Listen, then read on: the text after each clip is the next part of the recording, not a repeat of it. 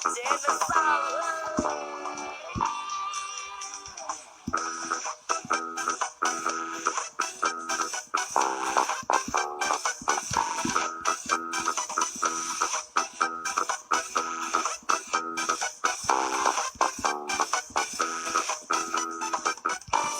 กคุยทั้งลำเธอคือผมคนเดียวนี่จริงไหมจะไม่ไล่กับใครจะยกให้ผมไม่สนใจจะมีแค่ผมเท่านั้นจะเอาผมแค่คนเดียวไม่ทำให้เสียแล้วเรียกว่าลบแน่นอนจะบอกว่ารักมันอ่อนจะบอกฝันดีก่อนนอนนี่เธอ